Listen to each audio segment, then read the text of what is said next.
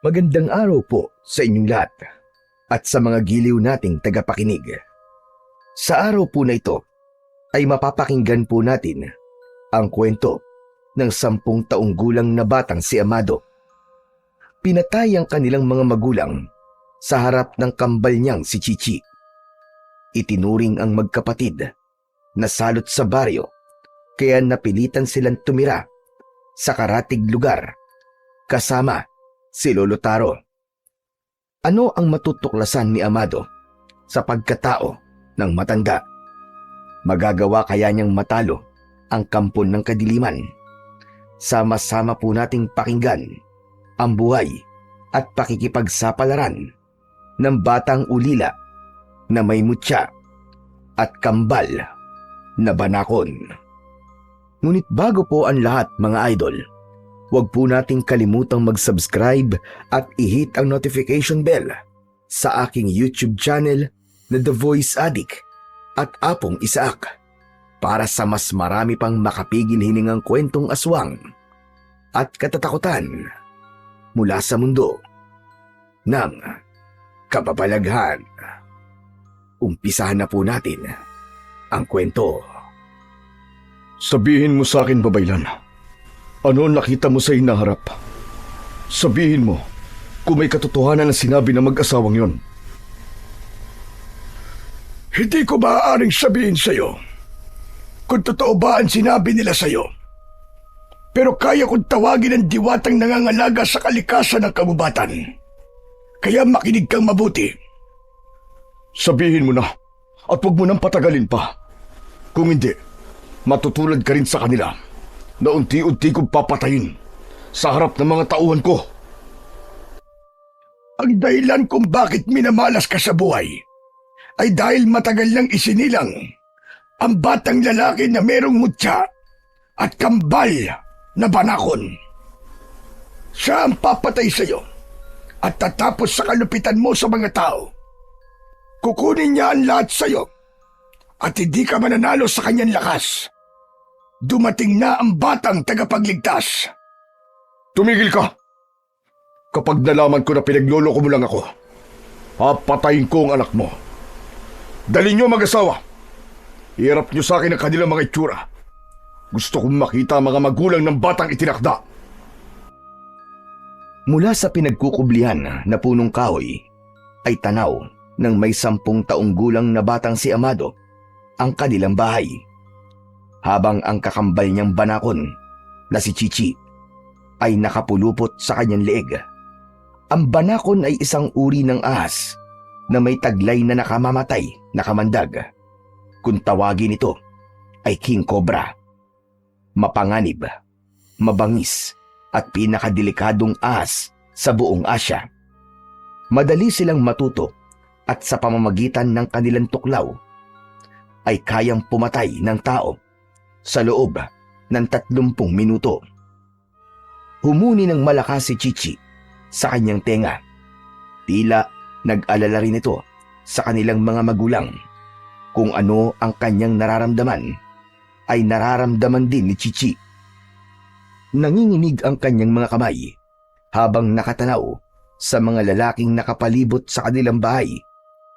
Isang matandang babaylan na merong balahibo ng mga manok sa ulo ang nakikita niyang kausap ng isang lalaking may saklob ng kulay itim na tela sa ulo. Ang mga taong bayan ay sumisigaw na patayin ang pamilya ng salot sa kanilang lugar. Ang itiniturong dahilan ay ang pagkakaroon nila ng anak na may kambal na ahas na banakon. Balak ng mga ito na patayin silang magkapatid dahil sa kanila ibinibintang ang pagdagsa ng mga peste sa kanilang pananim. Ayon yun sa sinasabi ng ibang mga tao. Idagdag pa ang pangitain ni Lolo Taro na kilalang babaylan sa kanilang lugar. Kaya habang nagtatago siya sa likod ng puno, ay tila nagbabagang apoy na ang kanyang dibdib dahil sa galit. Hindi nila pwedeng gawin to sa mga magulang natin, Chichi. Kailangan nating iligtas sila nanay at tatay. Humuni si Chichi sa kanyang tenga na para bang nakikiusap ito na tulungan nila ang kanilang mga magulang. Ang bawat huni at paggalaw ng katawan ni Chichi ay alam niya kung ano ang ibig sabihin. Kaya naman, mas lalo siyang natakot nang makita ang kanilang mga magulang na pinaluhod sa harapan ng lalaking nangunguna sa pananakit sa kanilang mga magulang. Iginapos ang mga kamay ng kanilang ama at ina. Sa kasinunog ng taong bayan ang kanilang bahay. Akma na sanang lalabas sa pinagtataguan si Amado, ngunit narinig nila ang sinabi ng kanyang amang si Mang Alex na kahit na anong mangyari ay wag na wag daw silang lalabas. Ang sinabi naman ng kanyang inang si Aling Rosa habang umiiyak ay wag silang alalahanin. Ang mahalaga ay tumakas sila at iligtas ang kapatid niyang si Chichi. Umagos ang masaganang luha sa mga mata ni Amado nang marinig ang sinabi ng kanilang mga magulang, habang ang nakapalupot sa leeg na si Chichi ay unti-unting humihigpit sa kanyang leeg na para bang sinasabi nito na wag silang makikinig sa kanilang mga magulang at iligtas ang mga ito. Anong gagawin ko, Chichi? Marami sila at isa lamang ako. Baka mas lalo lamang tayo mapahamak. Tumayo ang ulo ni Chichi at lumapad na parang kasing lapad ng palad ng bata ang leeg nito. Tila sinasabi nitong wala itong pakialam sa buhay nila. Ang mahalaga ay hindi mapahamak ang kanilang mga magulang. Ngunit alam ni Amado na wala siyang magagawa laban sa mga taong may hawak na sulo at sibat. Ganun na lamang ang kanyang gulat nang makitang sinunog ng taong bayan ang kanilang bahay. Akala niya ay iiwan ng mga tao ang kanilang ama at ina, pero wala na siyang nagawa nang itulak ang kanyang mga magulang sa bahay na unti-unti nang tinutupok ng apoy. Rinig na rinig nila ang pagputok ng katawan ng tao sa nasusunog nilang bahay.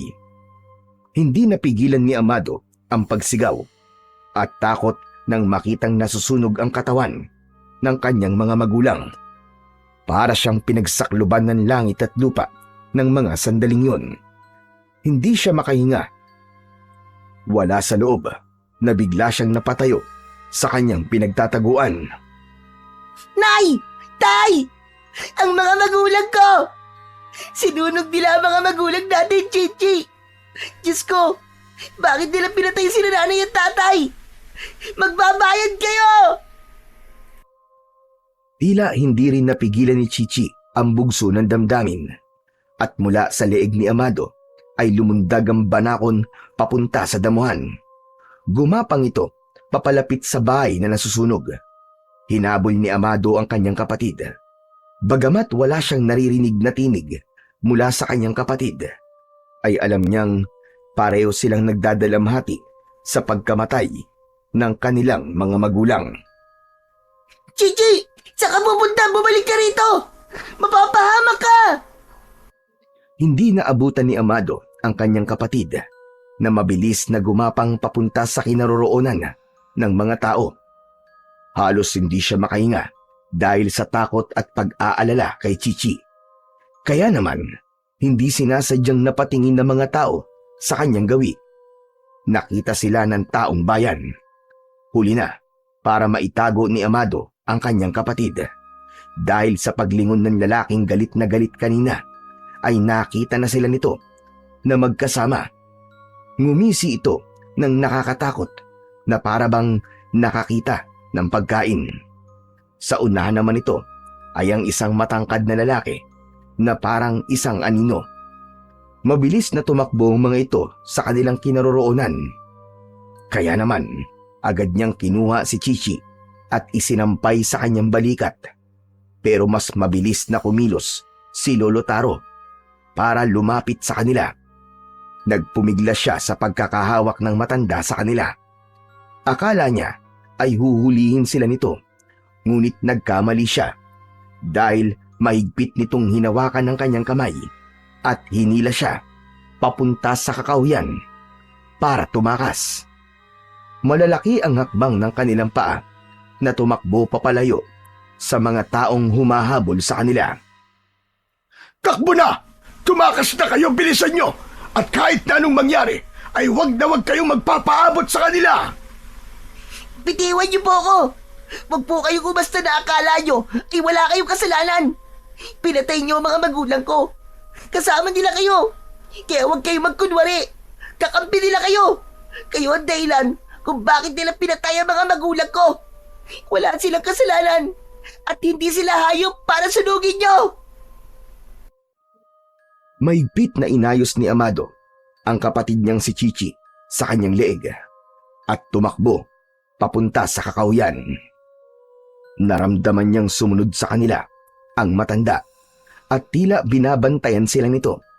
Ngunit ang kanyang damdamin ay nagpupuyos pa rin sa galit dahil rinig na rinig niyang ito ang dahilan kung bakit pinatay ang kanilang mga magulang. Napasulyap siya sa gawi ng matandang si Lolo Taro. Hinugot ng matanda ang 2 kahoy sa likuran nito, saka ibinigay kay Amado. Sinalo niya yon habang nakatingin sa mga taong humahabol sa kanila.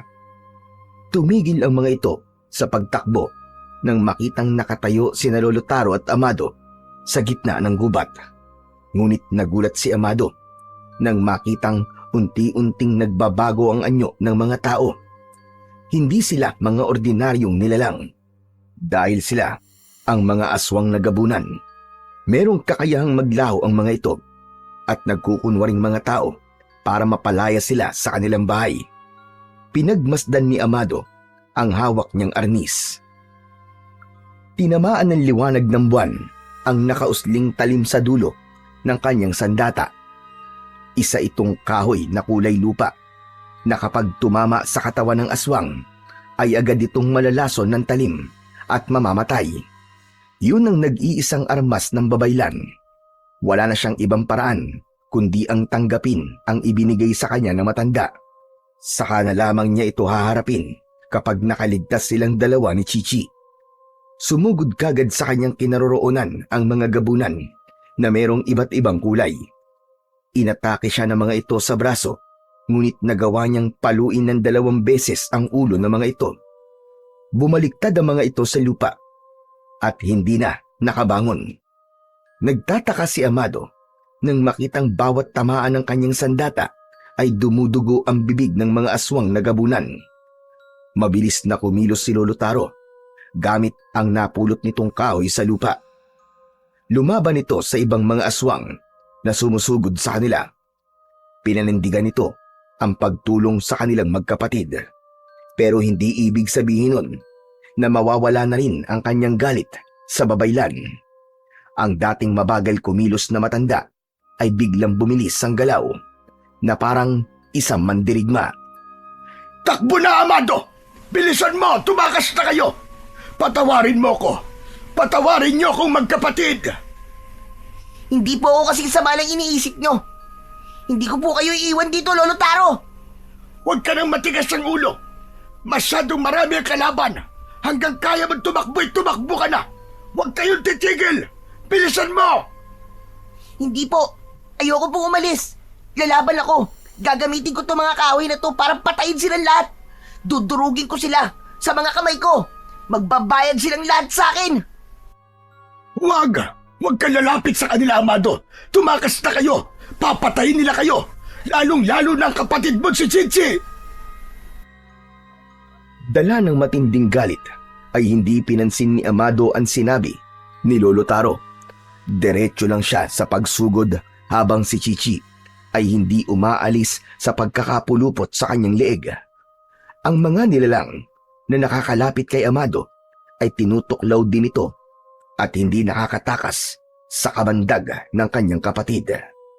Nang makarating sa gitna si Amado ay nahagip ng kanyang mga mata ang pagtaas ng kamay ng lalaki.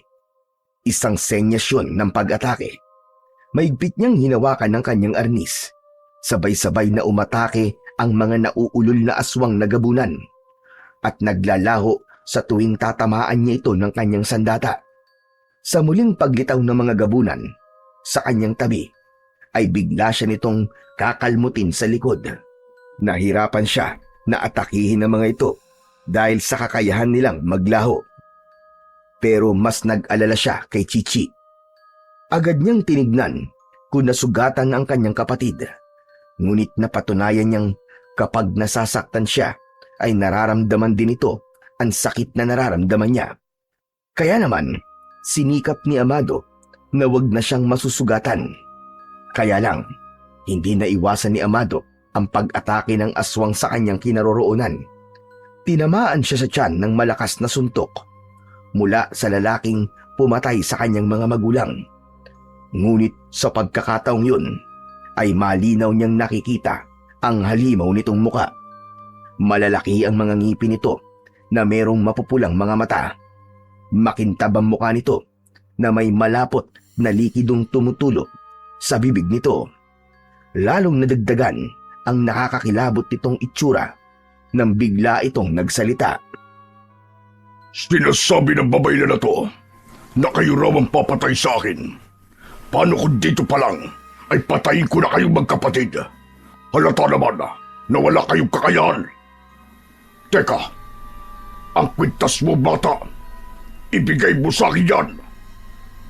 Wala kang karapatan sa kwintas ng bata. Kaya tantanan mo na sila. Walang kasalanan si Amado sa inyo. Sadyang nakatala lang sa kapalaran mo. Napapatayin ka ng isang batang may mutya at kambal na banakon. Ang nakatakda ay mangyayari at hindi mo sila mapapatay. Ang lahat ng kasamaan na ginawa mo sa mga magulang nila ang magtutulak sa batang yan para patayin ka. Ikaw ang nagsimula ng paghuhukay ng libingan mo. Talaga bang hindi ka natatakot sa akin, tanda? Ang ingay ng bunganga mo! Ikaw ang dapat na matakot sa kanila. Hindi mo ba naisip na dahil sa pagpatay mo sa mga magulang nila, ay yun na rin ang simula ng pag-iiganti nila laban sa'yo? Kaya humanda ka. Malapit na ang katapusan mo! Tumigil ka, tanda! Hindi kayo magtatagumpay. Pagpipira-pirasuhin ko katawan ng magkambal na ito para walang magiging banta sa buhay ko. Kung kinakailangan patayin ang lahat ng mga bata na kasing edad niya, ay gagawin ko. Hindi ako manghihinayang sa mga buhay nila. Yun ay kung matatalo mo ang batang may kambal na banakon. Pagmasdan mo ang ginawa niya sa mga alagad mo, mangyayari din sa iyo ang sinapit nila. Hindi pa lubos na lumalabas ang kanyang kapangyarihan. Kaya tandaan mo, wala kang laban sa kanila. Tignan ko lang kung makakaligtas pa siya sa gagawin ko. Tumigil na kayo! Sa oras na magkaroon ako ng pagkakataon para patayin ang lahat ng mga aswang na pumatay sa mga magulang ko, ay gagawin ko. Kaya tama lang, Satsat. Simulan na natin ang laban! Isang mataas na pagtalon ang ginawa ni Amado papunta sa kinaroroonan ng pinuno ng mga aswang.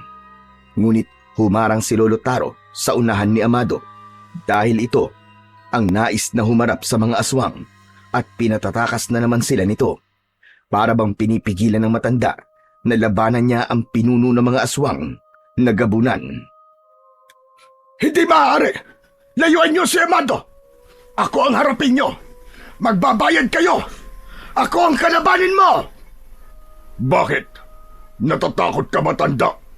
Takot ka bang makita kung paano ko sila papatayin? Akala ko ba ay siya ang papatay sa akin? Baka nakakalimutan mong kung hindi dahil sa mga hula mo, hindi ko papatayin ang mag-asawa. Kaya kung iniisip mong makakatakas ka sa kasalanan mo sa batang yan, dahil sa pagtulong mo sa kanya, ay nagkakamali ka. Huwag kang magpakabayani dahil hindi bagay sa'yo. Alalahanin mo na hawak ko ang pamilya mo. Alam kong papatayin mo rin sila, kahit kumampi pa ako sa'yo. Kaya gagawin ko ang sa tingin ko ay tama. Amado, humanda ka, dahil lalaban tayo sa kanila. Pichi, kumapit ka lang mabuti sa leeg ko. Bibigyan natin ng katarungan na nangyari sa mga magulang natin. Humanda ang mga aswag na yan. Isang mabilis na pag-ikot sa ere ang ginawa ni Amado at bawat pagpalo niya ng kanyang yantok sa ulo ng mga kalaban ay isa-isang bumubulagta ang mga ito sa lupa. habang bumubula ang bibig at nagkikikisay ang katawan na parabang nalalason. Hindi niya alam kung bakit ganun ang epekto ng kanyang pagpalo sa mga aswang. Basta, ang gusto niya lang gawin ay mabigyan ng katarungan ang ginawa ng mga ito sa kanilang mga magulang. Ang dati nilang tahimik na pamumuhay sa kakahuyan ay ginulo ng mga nilalang na walang ibang ginawa kundi ang pumatay ng mga taong walang kalaban-laban. At dahil sa hula ng isang babaylan, sa isang iglap, nawalan sila ng mga magulang. Ulila na sila ni Chichi at hindi niya yun mapapayagang mangyari nang walang nagbabayad sa pagkamatay ng kanilang ama at ina. Kahit mamatay sila sa laban na yun, ay gagawin niya ang lahat para maipaghiganti ang kanilang mga magulang. Buhay ng mga magulang ko! Kapalit ng buhay yun lahat! Natigilan ang mga aswang sa kakaibang galaw ni Amado habang kasama ang kanyang kapatid sa pakikipaglaban. Lahat ng tamaan ng kanyang arnis ay bumabagsak ng pasadsad sa lupa at kagad na namamatay.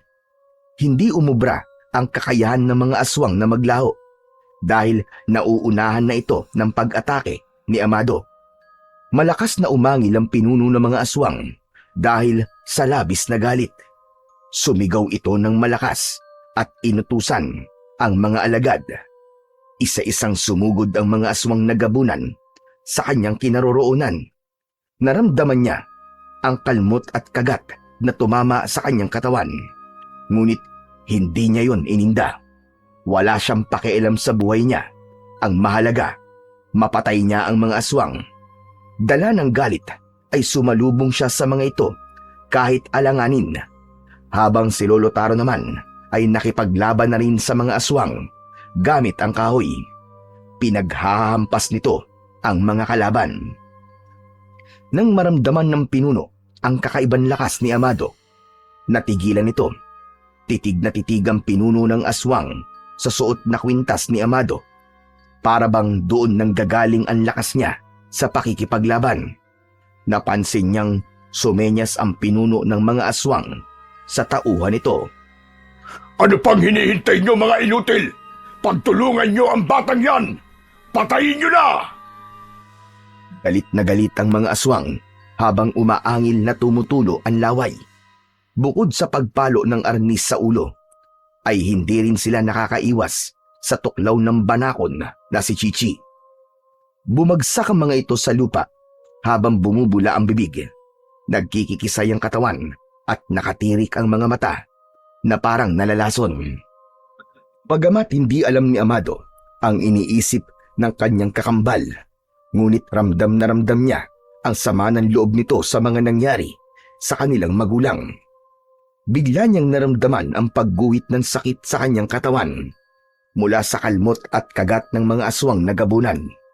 Gusto pa niyang lumaban, ngunit ang kanyang katawan ay tila ba gusto lang sumuko, habang ang kanyang kakambal na banakon ay nangihina rin na pumunta sa kanyang braso at doon pumulupot.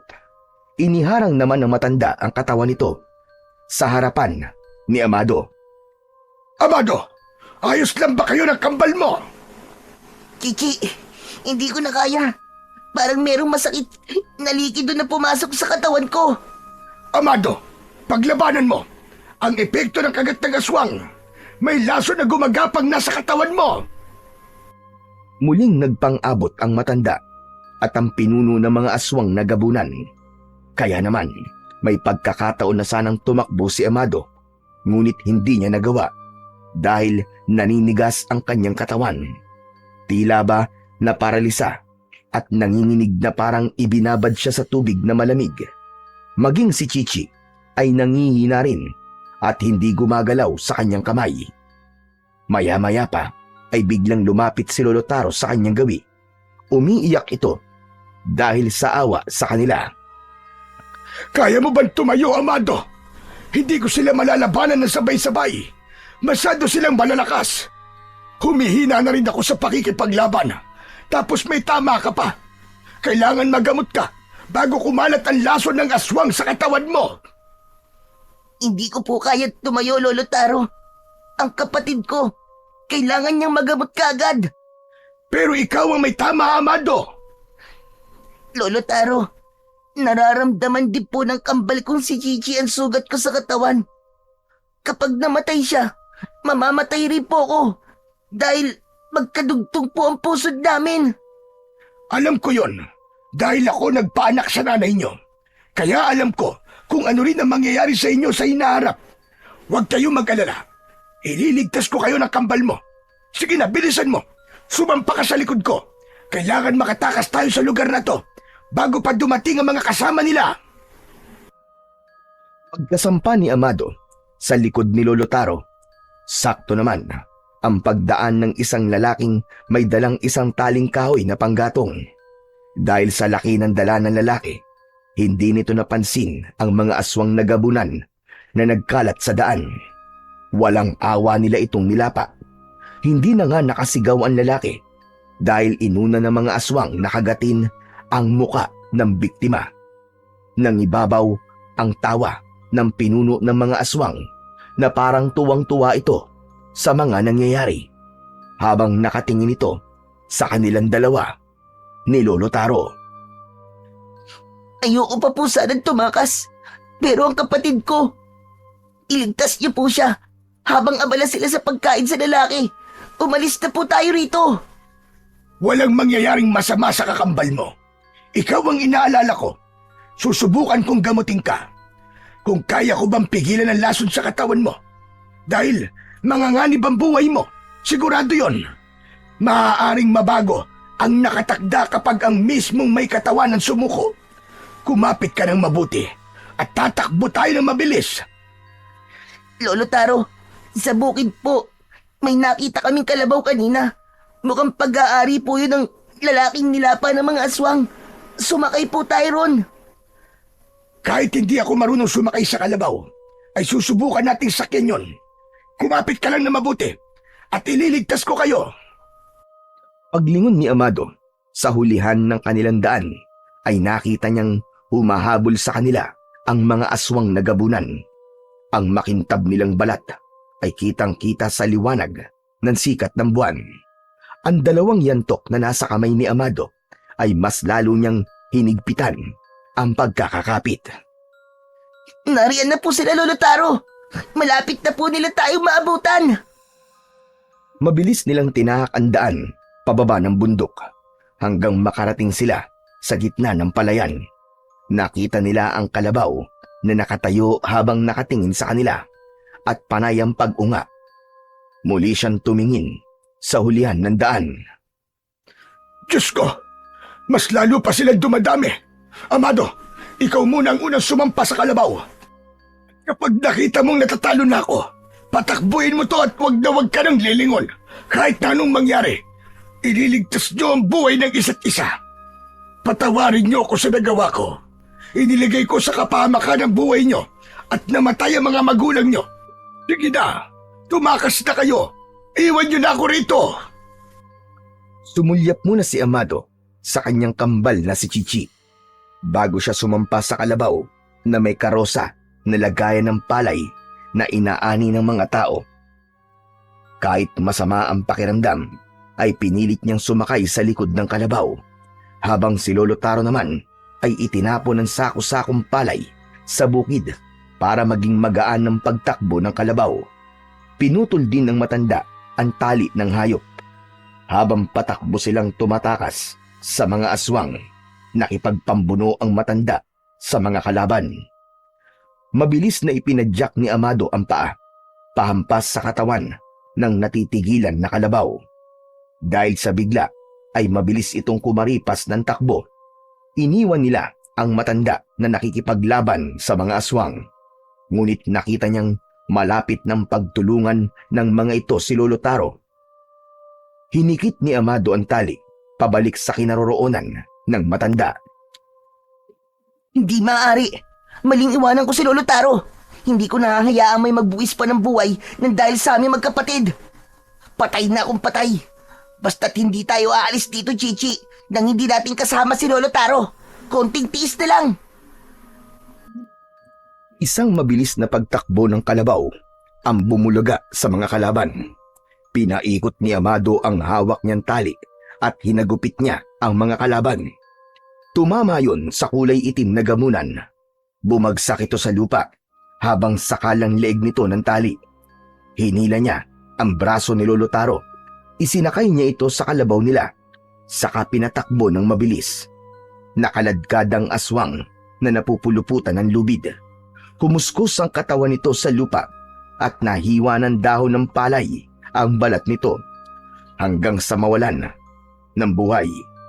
Umaatikabo ang bakbakan sa pagitan ng mga aswang at ni Amado, habang ang makikita sa hangin ay alikabok na nanggagaling sa pagbabanggaan ng mga aswang sa paghabol sa tumatakbo nilang kalabaw. Bakit ka bumalik, Amado? Ang tigas ng ulo mong bata ka. Paano kung nagkamali ka? Marami po akong gustong itanong sa inyo kung bakit pinatay nila ang mga magulang ko at kung ano ang nakatakdang mangyari sa buhay ko. Kaya kailangan niyo pong mabuhay, Lolo Taro. Tsaka, gamutin niyo po kami magkapatid. Isang malakas uli na pagpadyak sa katawan ng kalabaw ang ginawa ni Amado, habang ang nabibikting aswang ay patuloy na nakakaladkad ng kalabaw. Mukhang lalo silang nagalit. Hinahabol pa rin nila tayo, Amado. Ayaw nila tayong tigilan. Kumapit kayo, Lolo. Mabilis na ang takbo ng kalabaw natin. Hindi na po nila tayo maaabutan. Hindi na sila makakahabol sa atin. Dahil malapit na sumilip ang araw. Sa wakas, makakatakas na tayo sa kanila. Napalitan ng luha ang masaya sanang boses ni Lolo Taro nang maalala nito ang nangyari sa mga magulang ni Amado. Hagulgul din ang kapalit sa tuwang naramdaman ni Amado habang galit na nakatingin sa unahan ng kanilang daan. Paano na sila? Wala na silang mga magulang. Naramdaman ni Amado ang mahigpit na pagkapit ng matanda sa kanyang bewang habang ang pahila ng kalabaw ay nasira at natanggal sa katawan ng kalabaw. Kasabay ng pagkasira ng pahila, ang pagbangga naman ito sa nakakaladkad na aswang sa kanilang likuran. Naputol ang lubid sa leeg ng aswang, kaya naman mas lalong bumilis ang takbo ng kalabaw. Nawala na rin sa kanilang paningin ang pinuno ng mga aswang na humahabol sa kanila. Saka lamang muling naulit ang pagsakit ng sugat sa katawan ni Amado. Pakiramdam niya ay tumataas na ang temperatura ng kanyang katawan. Bigla niyang naramdaman ang paggalaw ni Chichi sa kanyang braso. Ngayon, wala na po kaming mga magulang, Lolo Taro. Hindi ako titigil hanggat hindi ko naigaganti ang mga magulang namin. Kahit hindi ko naiintindihan ng mga nangyayari, papatayin ko silang lahat. Uubusin ko sila pati ang pinuno ng mga aswang na nag-uutos sa kanila. Ano po bang klaseng nilalang ang mga yon, Lolo Taro? Sila ang mga aswang na gabunan na nagtatago sa gubat. Balak nilang gawing tirahan ng kakauyan para sa kanilang paghahari. Nanganganib ng maubos sa kanilang lahi dahil sa madalas na pagtugis sa kanila ng mga tao. Kaya ang ginagawa niya ay nanghahawa sila ng mga bata sa pamamagitan ng kagat. Pero nalaman nila ang tungkol sa batang may kambal na banakon o King Cobra na siyang papatay sa kanilang pinuno, kaya sila nagkagulo. Sa tingin ko, ang nasa leeg mo ay ang sinasabing mutya ng banakon. Kaya siguro, nagkaroon ka ng kambal na banakon dahil ikaw ang nakatakdang papatay sa pinuno ng aswang na gabunan. Pero, paano po nila natuntun ang pinagtataguan ng mga magulang ko? Kung kayo lamang po ang nakakaalam tungkol sa amin ng kapatid ko, kayo din po ba nagsabi sa kanila? Hindi ko alam kung paano nilang nalaman, Amado. Kung ako nagsabi sa kanila, dapat noon pa, nung bago pa lang kayo silang. Marahil mayroong ibang nakakita sa inyo at itinuro ang tirahan nyo. O di kaya naman nasundan kayo at may nakakita na kasama mo si Chichi, ang kambal mong ahas. Matagal kong itinago ang tungkol sa inyo ni Chichi, kaya hindi ko magagawang ipahamak kayo. Hawak nila ang pamilya ko. Kaya wala akong nagawa para ipagtanggol ang mga magulang nyo. Patawarin nyo ko. Pero uunahin kong malaman kung sino ang taong nagsumbong sa pinunong yun ng mga aswang. At siya ang papanagutin ko sa lahat ng ito. Pero paano po ang pamilya nyo? Baka po patayin nila ang mga anak at apo po ninyo. Anak lang ang meron ako. Wala akong mga apo. Wala na rin akong asawa. Dahil pinatay nila ang asawa ko. Bumakas ang lungkot sa boses ni Lolo Taro habang patuloy sa pagtakbo ang kalabaw na sinasakyan nila. Maya-maya pa ay muling nagsalita si Amado habang nasa braso pa rin ang natutulog na kambal niyang si Chichi. Puntaan po natin ang bahay nyo. Iligtas na po muna natin ang pamilya nyo doon. Malakas ang kutob kong pinatay na rin nila ang anak ko. Imposible na pagkatapos kong iligtas kayo, ay buhayin pa nila ang anak ko. Pero bakit nyo po yung ginawa? Kahit hindi ko kayo tinulungan at hinayaan kong mabiyag nila ako, papatayin pa rin nila ang anak ko. At ako naman ay gagamitin nila sa kasamaan. Ang aking kakayahan ay hindi maaaring gamitin ng kampon ng kadiliman. Pero Lolo Taro, sana po ay buhay pa siya. Nakita po ba ninyo ang mukha ng pinuno ng aswang nagabunan? Masyadong madilim ang kanyang muka dahil sa taklob ng kanyang ulo.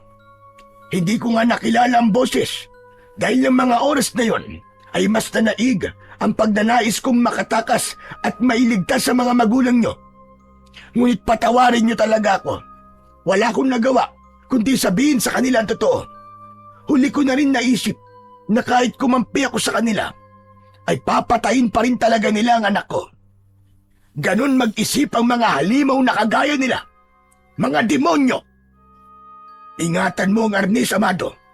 Dahil yan ang nakita kong ginamit mong sandata. Napapatay sa mga hayop na yon. Nahulog sa malalim na pag-iisip si Amado habang nakatingin siya sa unahan ng daan ng kanilang kalabaw. Malawak ang palayan at alam niyang ang kinaroroonan nila ay ang kabilang baryo na napapabalitang pinamumugaran naman ng manunugis ng mga aswang. Kaya doon sila ligtas kung sakaling magtago sila roon. Kaya lang, kailangan niyang itago ang kanyang kapatid. Para sa kanilang kaligtasan, may paniniwala ang baryo na ang batang may kambal na ahas, lalo na kung banakon, ay mabigat daw sa pamumuhay at palaging hinahabol ng kamalasan. Ang iba pa nga ay nagsasabi na nagtatawag daw ng masasamang elemento ang presensya ng magkambal. Yun din ang naging dahilan kung bakit mas pinili ng kanilang mga magulang na manirahan na lamang sa kabundukan para itago silang dalawang magkapatid.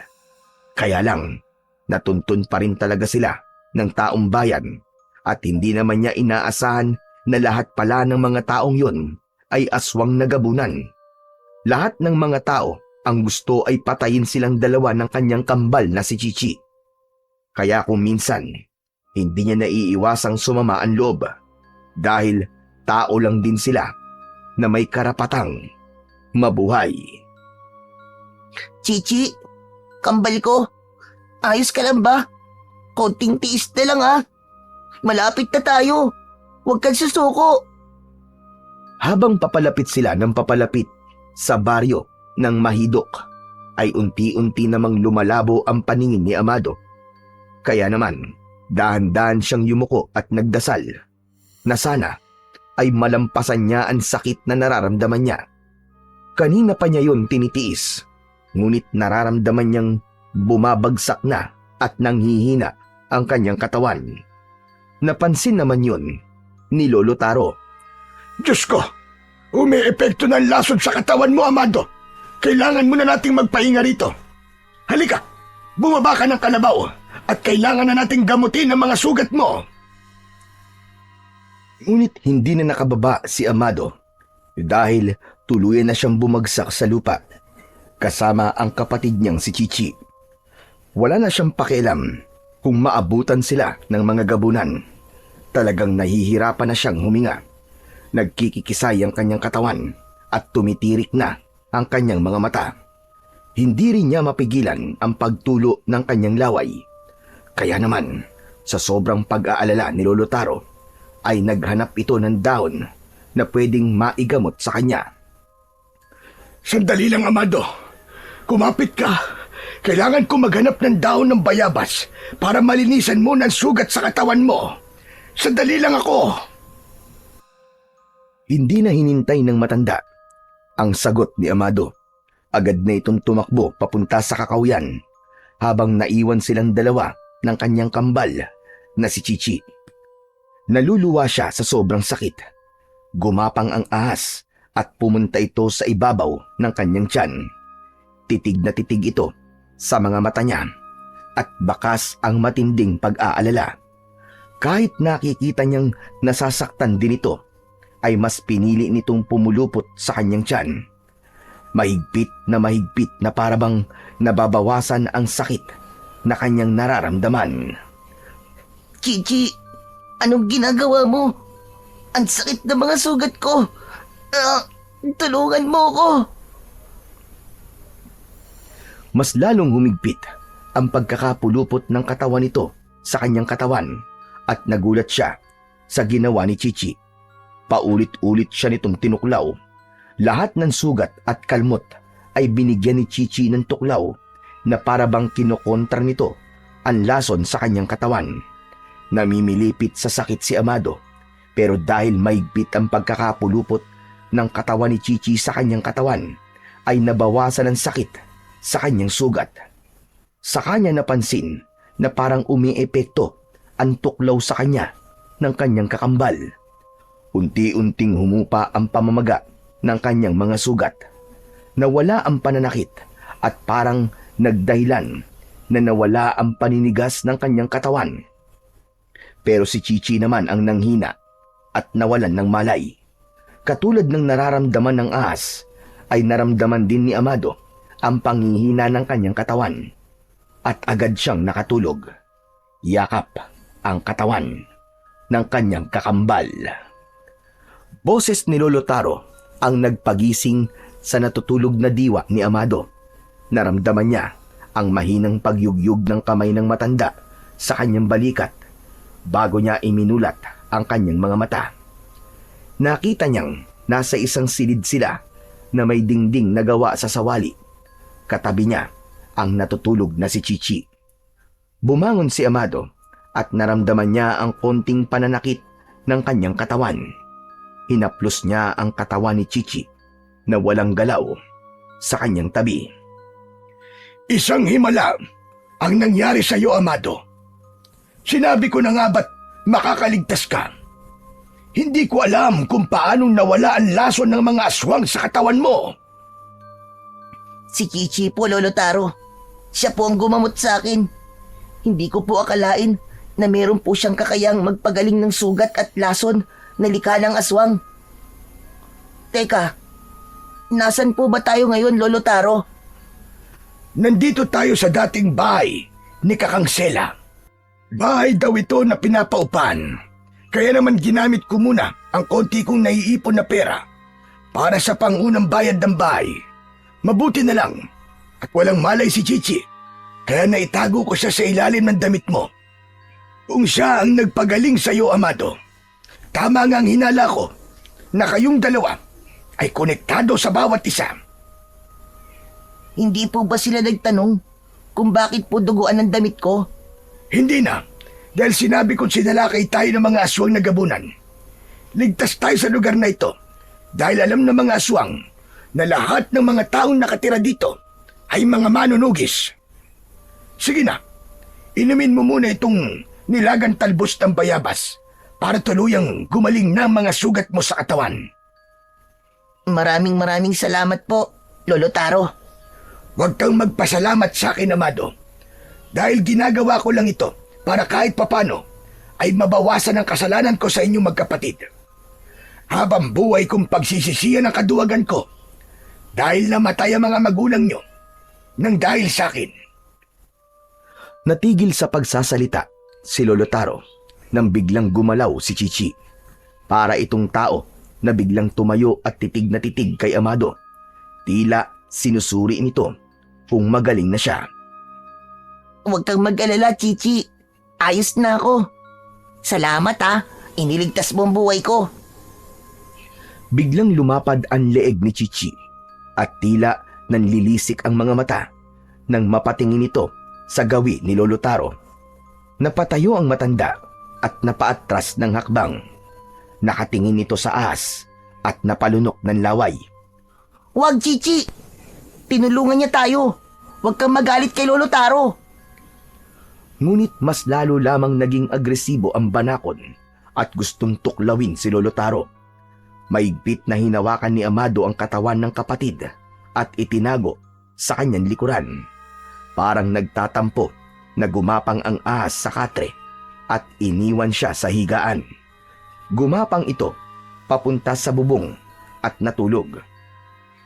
Pasensya na po kayo, Lolo Taro ha. Para rin po kasi siya tao eh. Nararamdaman din po niya ang sakit na mawalan ng mga magulang. Maaaring masama po ang loob niya sa inyo. Kaya siya nagkaganon. Ayos lang, Amado. Naiintindihan ko siya. Hindi ko naman masisisi si Chichi dahil sa ginawa ko. Nagulat lang ako sa kakayahan niyang pagalingin ka. Ni hindi yun nakita sa pangitain ko. Tanging ang kapalaran mo lang ang nababasa ko. Pero kay Chichi, hindi siya lumalabas kahit sa panaginip ko. Kaya naman, hindi ako makapaniwalang may kakayahan siyang makapagpagaling ng mga lason sa katawan ng tao. Dahil naman ang mga banako na kagaya niya ay mapanganib. Mamamatay ang sino man, natutuklawin niya. Kaya mahirap isipin, nagaganan tuklaw niya sa ibang tao na nakakagat ng aswang. Sa ngayon, ay dito na muna tayo maninirahan hanggat hindi pa ako nakakahanap ng bahay nating malilipatan. Salamat po, Lolo Taro. Sige na, inumin mo na itong gamot at magpahinga muna kayo magkapatid.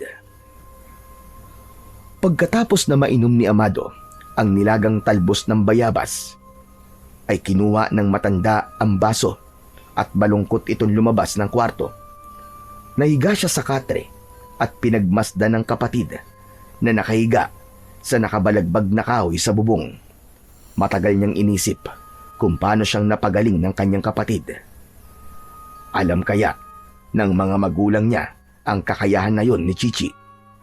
Hindi niya namalayan na muli siyang nakatulog. Pagkagising niya ay wala si Lolo Taro. Si Chichi naman ay natutulog pa rin sa kahoy. Kaya naman naisipan ni Amado na lumabas ng kanilang bahay. Bagya siyang naglakad hanggang sa labas ng bakuran. Maaliwalas ang paligid doon at kakaiba ang simoy ng hangin. Marami ang mga bulaklak na tumutubo sa daan. Parang paraiso ang lugar at sila lamang ang naroroon. Maliban sa malaking kulungan ng baboy na hindi naman mabaho ang amoy ng dumi dahil parang may balon na sadyang tapunan ng dumi ng mga hayop. Nang lumabas si Amado ay biglang nagkagulo ang mga baboy. Sakto naman na mayroong batang lalaki na nakita niyang nagpapakain sa mga hayop. Nakakunot ang noo nito na sumilip sa bakod na parang sinusuri siya. Lumapit ito sa kanya. Sa tingin niya ay 12 taong gulang na ang batang lalaki. Payat at moreno. Hoy, bata! Bakit nandiyan ka sa bahay ni Kakang Sela? Kakang Sela? Pero, inuupahan na ito ni Lolo Taro eh. Kami ang bagong nakatira rito. Saka hindi bata ang pangalan ko. Ako si Amado. Ha? Wala akong pakialam kung ano ang pangalan mo. Ang gusto ko malaman ay kung bakit kayo nakatira sa ipinagbabawal na bahay ni Kakang Sela. Hindi nyo ba alam na lahat ng tumitira sa bahay na yan ay namamatay? Nakikita mo bang nasa gitna kayo ng kakauyan? Daanan to ng mababangis na hayop, pati ng mga aswang. Hindi ako natatakot sa mga aswang. Sila nga ang hinahanap ko dahil pinatay nila ang mga magulang ko. Tila nawala ang yabang ng batang lalaki nang mabanggit niyang wala na siyang mga magulang. Para bang tulad niya ay ulila na rin ito sa ama at ina. Maya-maya pa ay inilahad nito ang kamay sa kanya para magpakilala, habang dala nito ang kulay itim na timba na may lamang pagkain ng mga baboy. Siya nga pala, ako si Kanor. Pasensya ka na. Magkapareho lamang pala tayo na ulila na sa mga magulang. Katulad mo, namatay din ang mga magulang ko nang dahil sa mga aswang na gabunan. Lahat ng mga nakatira dito ay nawalan ng pamilya nang dahil sa mga aswang. Kaya naging manunugis kami ng mga aswang. Ako naman si Amado. Masaya akong nakilala kita, Kanor. Taga rito ka ba talaga? O dayo kang katulad namin? Dito na ako isinilang. Kaya alam ko ang kwento ng bahay na yan ni Kakansela. Dati gusto ko ang bahay na to. Pero hindi kami pinayagan ni Kapitan na tumira sa lugar na yan. Kaya nga nagtataka ako eh. Dahil pinayagan kayo ni Kapitan na tumira sa bahay ni Kakansela. Bakit? Sino ba si Kakansela? Siya ang matandang gumagawa nun ng mga aswang na gabunan. Pero napatay siya ng mga mag-asawang manunugis. Magmula nun, ay nawala na ang balita tungkol sa mag-asawa. Pero ito kasing si Kakansela ay merong anak na lalaki at asawa. Hindi namin nakita ang kanilang itsura dahil hindi naman sila lumalabas ng bahay eh. Kutob nga namin nun, sa gabi lang sila lumalabas. Pero hindi nagtagal, nalaman namin na sumunod na rin siya sa yapak ng kanyang ina. Kasama ng kanyang ama ay gumagawa naman sila ng aswang na gabunan. Naghihiganti siya sa mag-asawa at magmula ng tinugis ng mga taong yon, sunod-sunod na ang namamatay sa baryong to. Kaya may paniniwalang babalik siya sa bahay na yan at baka kayo ang pagbalingan nila. Kung anak pala siya na matandang gumagawa ng aswang, hindi kaya ang pumatay sa mga magulang ko ay ang anak nilang naghahanap sa amin na magkapatid? May kapatid ka?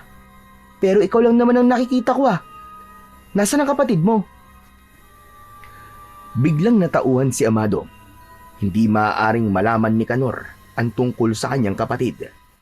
Kaya naman, nagkunwari siyang nalulungkot at sinabing patay na ang kanyang kapatid. Walang kaalam-alam si Amado na narinig ni Chichi ang sinabi niya at hindi nito napigilan ang sarili. Mabilis itong gumapang papunta sa kanya at itinayo ang katawan sa harap ni Kanor.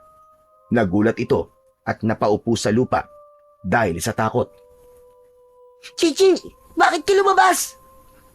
Sino siya? Sino siya, Amado?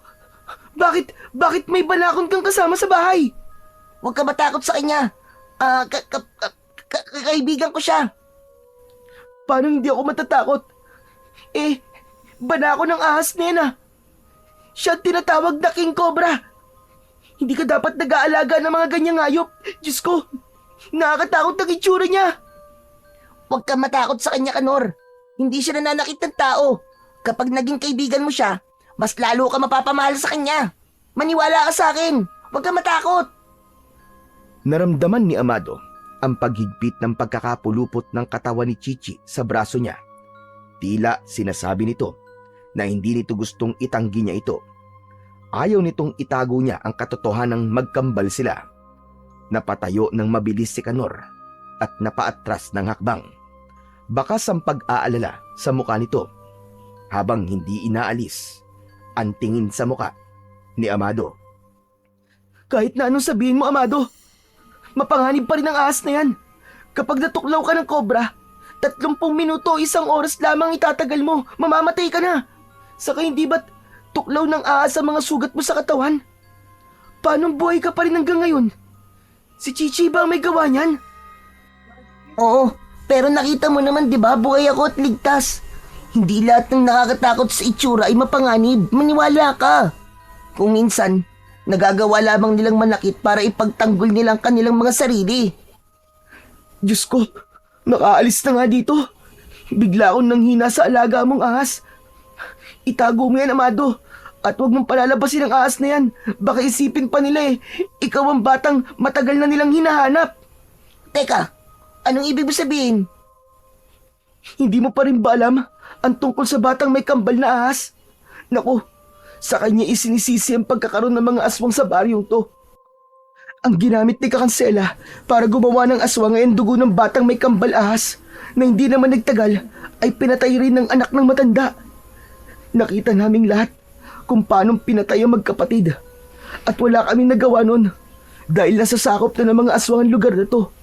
Bago lamang yung nangyari. Kaya nga itinuring na salot ang mga batang may kambal na ahas. Akala ko ba matagal nang gumagawa ng aswang si Kakansela? Oo nga. Dahil lahat ng mga batang may kambal ahas, yun ang kanilang pinapatay. Kaya mag-iingat ka dahil baka isipin nila, kapatid mo si Chichi. Biglang bumundo lang kaba sa kanyang dibdib nang marinig ang sinabi ni Kanor.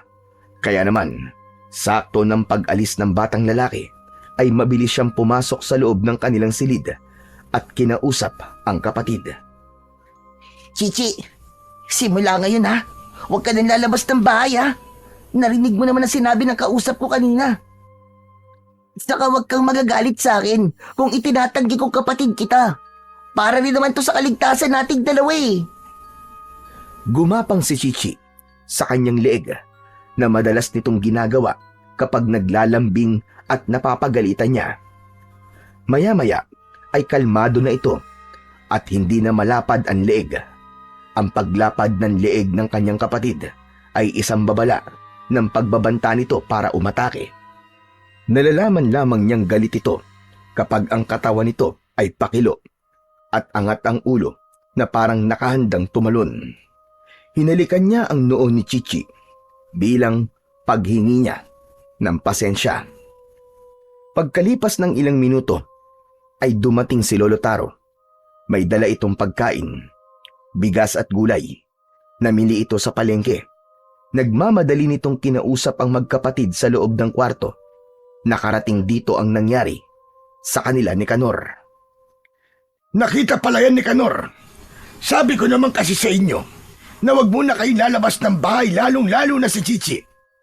Nakasalubong ko si Kanor at nagpapaalala siyang mag-iingat kayo. Mabuti sana kung ganong klase ng tao makakakita sa inyo.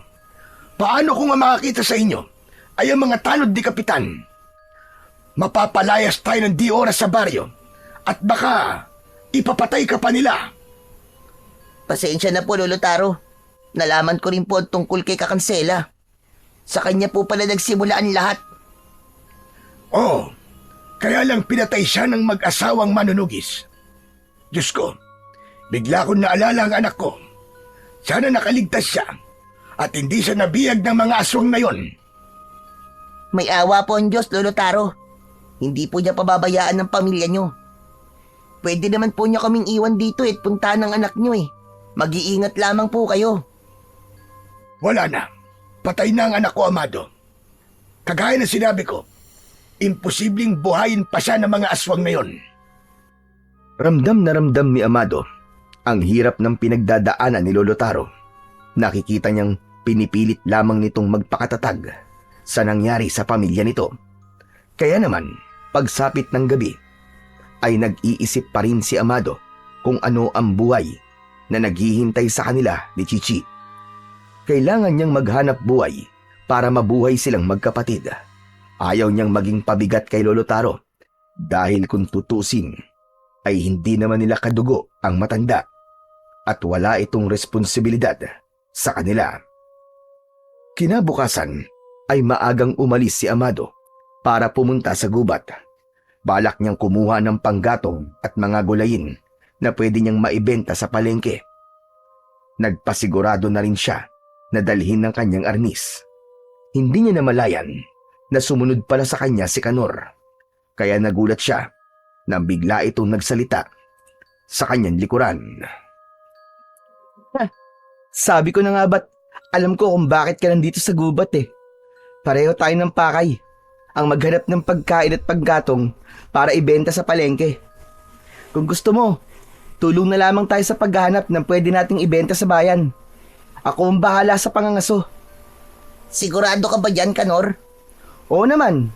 Hindi ba't magkaibigan na tayo? Kumusta nga pala si Chichi? Iniwan ko na muna rin sa bahay. Ikinulong ko sa kwarto. Mahirap na at baka magkatotoon sinabi mo kagabi. Salamat nga pala sa'yo, Kanor ah. Naku, wala yun.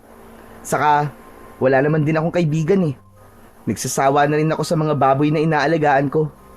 Sila na lang palagi ang kinakausap ko. Nagkatawanan na ang dalawang magkaibigan habang naglalakad. Maya-maya pa ay narating nila ang gitna ng kagubatan. Nagtago sila sa puno habang inaayos ni Kanor ang dala nitong pana para asintahin ng usa na abala sa pag-inom ng tubig sa gilid ng ilog. Kanor, huwag mo na lang kayang hulihin yung usa. Kawawa naman eh. Ha? Ano ka ba naman, Amado? Yan ang papel nila sa mundo. Ang kainin sila ng mga tao. Pero, Kanor, may buhay din kasi ang usa na yan. Huwag na lang silang kunin natin. Mga gulay na lang ang hanapin natin. Manghuli ka na lang ng hayop kapag hindi mo ko kasama. Akma na sanang tatayo ang magkaibigan sa pinagtataguan nilang puno nang biglang humuni ang usa. Kaya naman, napatingin sila sa gawi ng kinaroroonan nito. Ganun na lamang ang panlalaki ng kanilang mga mata nang makita ni Amado ang isang malaking sawa na nilulunok na ang usa at paa na lamang ang nakalabas sa bibig nito. Agad na napatalon si Kanor para patamaan ng pana ang ulo ng ahas na sawa. Kaya lang ay nakaiwas ito at napuluputan ang katawan ni Kanor. Mabilis na nilunok ng ahas ang usa at umangat ang leeg nito sa ere. Tangka na sanang kakagatin si Kanor nang biglang lumukso ang isang banakon at tinuklaw nito ang sawa. Nabitiwan nito si Kanor. Mabilis na lumapit si Amado at ginamit ang kanyang arnis para saksakin ng katawan ng sawa. Kaya napigilan niya ang tangkasa ng pagganti ng sawa sa kanyang kapatid na si Chichi. Hindi niya namalayan na sumunod sa kanya ang kanyang kakambal. Kaya nagulat din siya sa biglang paglitaw nito mula sa kakahuyan. Iniligtas nito ang kanyang kaibigan at natulala sa mga nakita. Magkakasunod na paghampas ang ginawa ni Amado sa ulo ng sawa at agad niya itong napabagsak sa lupa. Habang si Chichi naman ay magkakasunod na tinuklaw ang katawan ng sawa. Bumula ang bibig ng ahas at inilalayan naman ni Amado si Kanor para tumayo. Hindi nito inaalis ang tingin sa dalawang ahas na naglalaban. Tila nahalata ni Chichi na galit si Amado sa ginawa nito. Kaya agad itong gumapang papalayo sa kanya.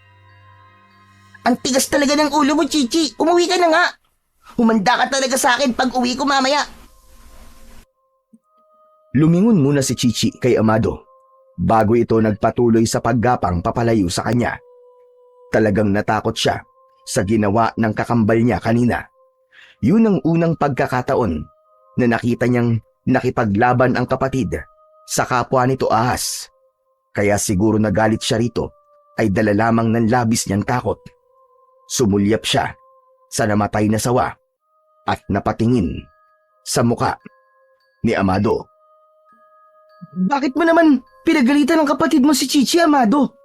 Sa tingin ko ay nakakaintindi siya ng salita natin at parang nahalata akong sumama ang loob niya sa'yo. Sobra pa nga akong nagpapasalamat sa kanya dahil iniligtas niya ang buhay ko. Kung hindi siya dumating, baka napahamak na ako, di ba? Kanor, nag-alala lang naman ako sa kanya. Tama ka. Naiintindihan niya ang sinasabi ko. Bata pa siya nang mapunta siya sa akin. Kaya sanay na siya sa lengguwahe natin. Hayaan mo't kakausapin ko si Chichi. O ano, kumusta na ang pakiramdam mo? Nasugatan ka ba? Ayos na ako. Salamat talaga sa kaibigan mo si Chichi. Kung hindi sa kanya, nasaktan na ako. Sana maging kaibigan ko rin siya. Dalawa na tayong mag-aalaga sa kanya. Kaibigan ko na rin siya simula ngayon. Pagkatapos nilang mag-usap, ay naglakad na sila para maghanap ng mga gulay sa gitna ng kagubatan. Hanggang dito na lang kaya tayo, Amado. Malayo ng lugar na to sa lugar natin eh. Baka meron ng mga nilalang na nagtatago sa kakahuyan na to. Sa gabi lang naman nagpapakita ang mga nilalang na yung, Kanor eh. Ang mga aswang na gabunan ay may kakayahang tumagal sa sikat ng araw sapagkat may kakayahan silang maglaho at magpunta sa bahaging madidilim. Katulad ng kinaroroonan natin ngayon. Dahil sa malagong mga dahon na tumataklob sa kinaroroonan natin.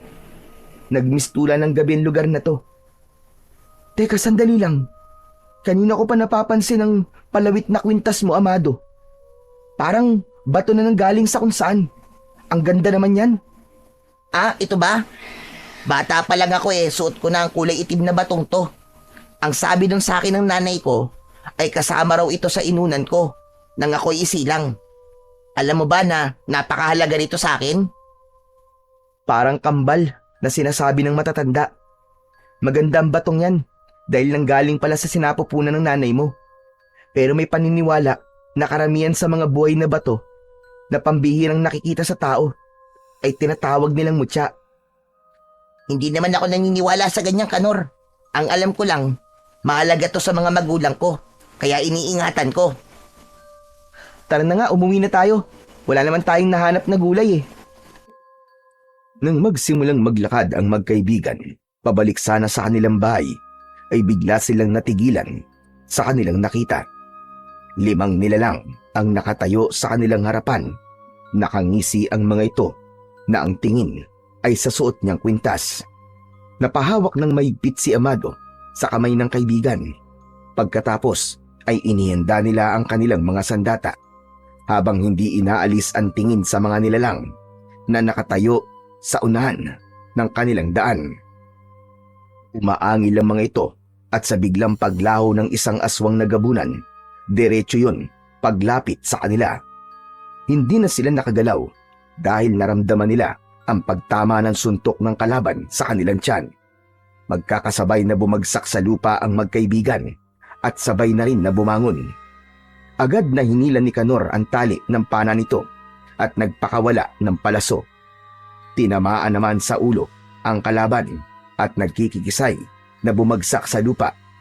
Habang si Amado naman ay iniiwasan ang bawat kalmot ng aswang at gumaganti siya ng 2 palo ng arnis sa ulo ng kalaban. Bumagsak ito sa lupa, sabay takbo nila papalayo sa mga ito. Naramdaman nilang humabol sa kanila ang 3 aswang na gabunan. Ngunit nang makalayo na sila, ay biglang sumulpot ang mga aswang na gabunan sa kanilang harapan. Mapula ang mga mata ng mga ito habang umaangil. Nagkatinginan ang 2 magkaibigan dahil sa 3 nilalang na dahan-dahang naglalakad papalapit sa kanila. Nakadipa ang mga braso na tila ba sinusubukan silang hulihin. Hindi ko akalain na makakaharap natin ang mga aswang na yan, Kanor. Isa lang ang ibig sabihin yan. Nakalabas tayo ng gubat na sakop ng ating baryo, kaya nila tayo nahanap. Mag-iingat ka, Amado. Kung hindi tayo lalaban, tayo ang papatayin ng mga yan, sigurado. Isang malakas na paghila sa tali ang ginawa ni Kanor sa hawak na pana nito. Lumipad sa ere ang palaso at nagulat sila nang masaluyon ng aswang na gabunan. Umangil ito ng malakas at lumaki ang bibig nito. Lumitaw ang malalagari nitong mga ngipin na may tumutulong malapot na laway na may kasama pandugo. Si Amado ang sumugod sa mga ito. Mabilis na umikot sa ere si Amado at tinamaan ng kanyang arnis ang ulo ng isang kulay itim na gabunan. Naglaho ito na parang bula at sa muling paglitaw nito ay napunta yon sa kanyang likuran. Siniko niya ng malakas ang mukha nito at sa pag-ikot niyang muli sa ere ay tinamaan ito ng kanyang arnis. Umangat ang paa nito sa lupa at bumagsak sa damuhan. Sinamantala niya ang pagkakataon na yon. Magkakasunod na pagpalo sa katawan nito ang ginawa niya. Tumama yon sa muka at dibdib. Nagkikikisay ang aswang at tumirik ang mga mata hanggang sa masunog ang katawan. Mabilis na napatayo si Amado. Hindi talaga niya maintindihan kung bakit ganun ang epekto ng arnis sa katawan ng aswang. Si Kanor naman na nadadaganan ng aswang ay tinulungan niya at nakita rin ng kanyang kaibigan kung paano niyang pinatay ang aswang sa ibabaw nito. Inalalayan niya itong tumayo, saka hinarap ang natitirang aswang na gabunan. Ngunit nang makita nito kung ano ang ginawa ni Amado sa mga kasama, ay kumaripas ito ng takbo, papalayo sa kanilang kinaroroonan. Paano nangyari yun, Amado? Bakit ganyang kalakas ang kamay mo? Kaya mong pumatay ng aswang gamit ang arnis? Hindi ko nga rin alam, Kanor eh. Hindi ko alam kung bakit nagkakaganito ako. Hindi kaya sa suot kong kwintas na may bato? Tara na nga muna. Saka na lang natin pag-usapan ng bagay na yan. Ang mahalaga ay makaalis na tayo sa lugar na to. Tara na, bilisan natin! Wala nang inaksayang oras ang magkaibigan. Agad silang tumakbo pa uwi sa kanilang bahay. Kasama ni Amado si Kanor dahil balak nitong magpasalamat kay Chichi. Ngunit nagulat sila sa kanilang nadatnan. Sira ang kanilang bahay. Wala na si Lolo Taro. Ang naroon lang ay ang dugo ng tao. Laking gulat nila nang makitang patay na si Kapitan Tasyo at ang mga tanod nito. Para bang sinalakay ang mga ito ng mga aswang. Ang mga tiyan ng mga tanod ay wakwak at nawawala ang mga lamang loob. Bigla niyang naalala ang kanyang kapatid na si Chichi. Halos hindi siya makahinga nang dahil sa sobrang pag-aalala. Hindi niya kakayaning makita na patay na ang kanyang kapatid. Kaya hindi niya na napigilan ang kanyang sarili at napahagulgul siya ng iyak. Chichi! Lolo Taro! Nasaan na kayo? Lolo Taro, nasaan na kayo? Halos mabaliw si Amado sa kakahanap sa kanyang kapatid, pati kay Lolo Taro. Tumulong na rin si Kanor sa paghahanap sa dalawa, ngunit wala talaga silang nakita. Hanggang sa napasalampak na lamang ng upo si Amado habang nasa harapan siya ng mga nakahandusay na mga biktima. Naluluwang napasabunot siya sa kanyang ulo dahil hindi niya alam kung saan niya hahanapin ang dalawa. Maya-maya pa ay tumayo si Amado, ngunit pinigilan siya ni Kanor. Saan ka pupunta, Amado? Hahanapin ko sila, Kanor. Kailangan ko malaman kung nasan sila. Pero malapit ng dumilim ang paligid. Baka mapahamak ka. Hindi ko kayang manatili rito habang ang kakambal ko ay nawawala. Nagulat si Kanor sa huling sinabi ni Amado. Kaya hindi kagad ito nakapagsalita. Hindi na nabawi ni Amado ang kanyang sinabi dahil narinig na ng lahat ng kanyang kaibigan. Nakakambal niya si Chichi. Pero napansin niya na tila alam na ni Kanor ang tungkol sa kanyang kapatid dahil iba ang nakikita niya sa mga mata ng kaibigan. Kanor, pasensya ka na kung nagawa ko magsinungaling sa'yo. Ginawa ko lang naman yun para protektahan ang kakambal ko eh. Kung ganun, kayo pala ang batang hinahanap ng mga aswang na may mutya at kambal na banakon.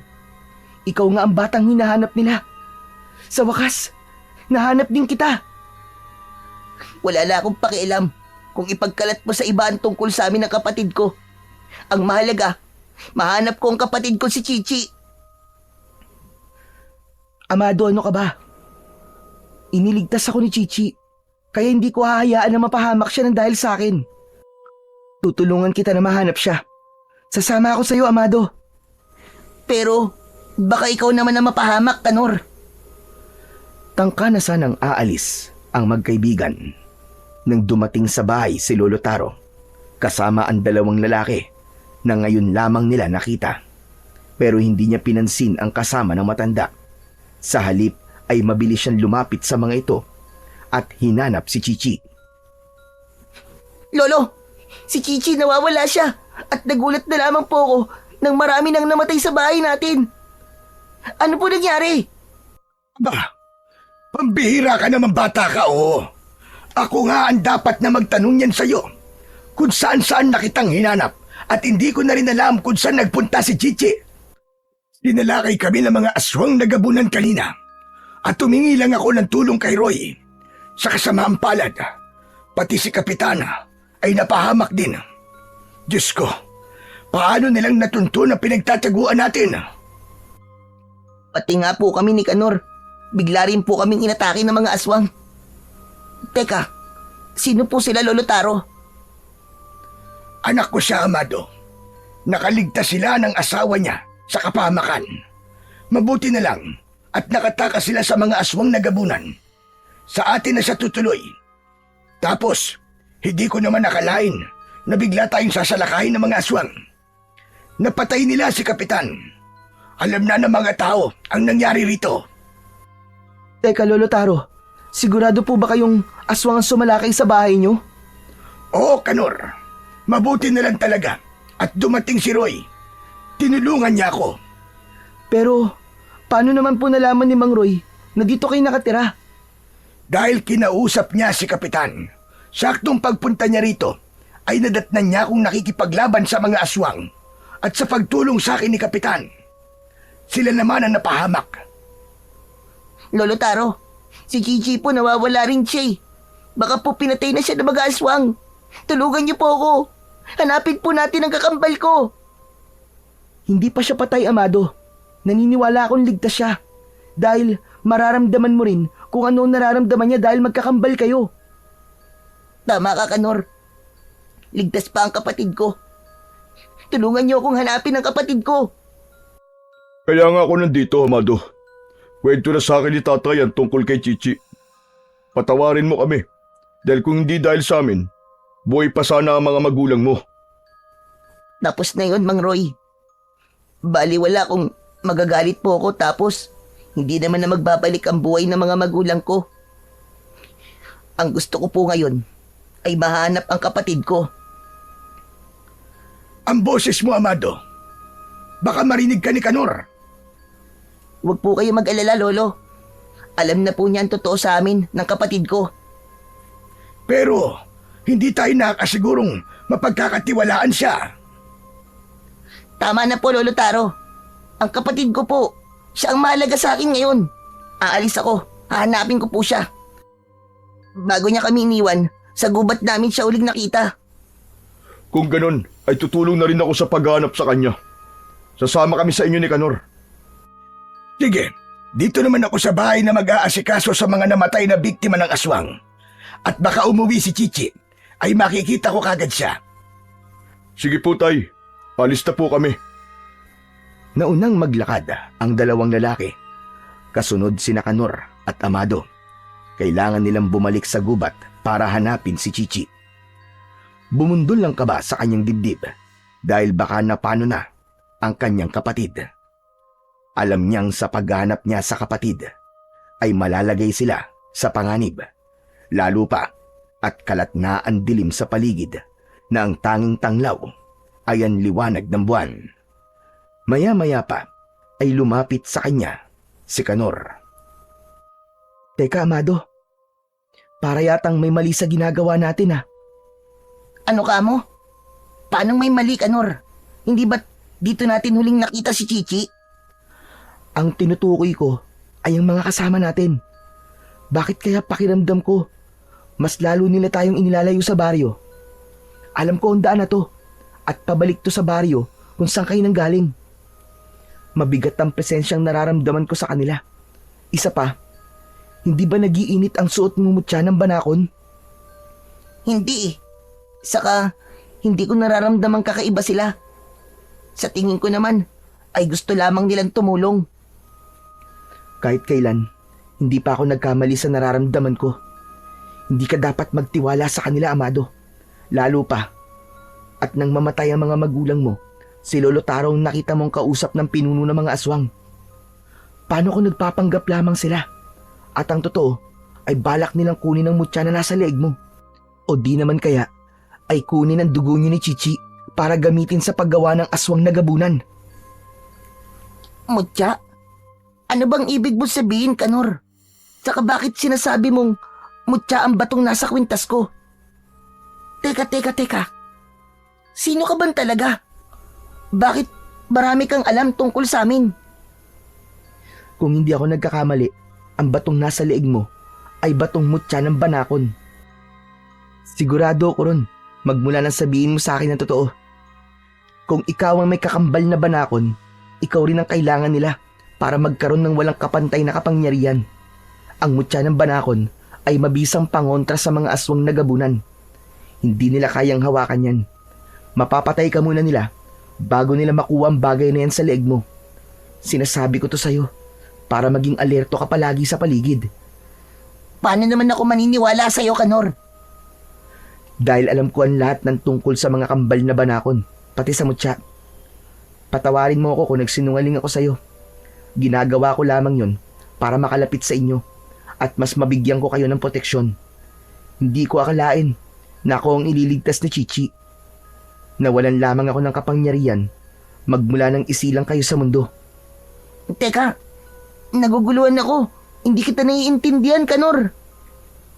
Basta magtiwala ka lang. Totoo ang mga sinasabi ko. Hindi mo dapat silang pagkatiwalaan. Mabigat ang nararamdaman ko sa kanila.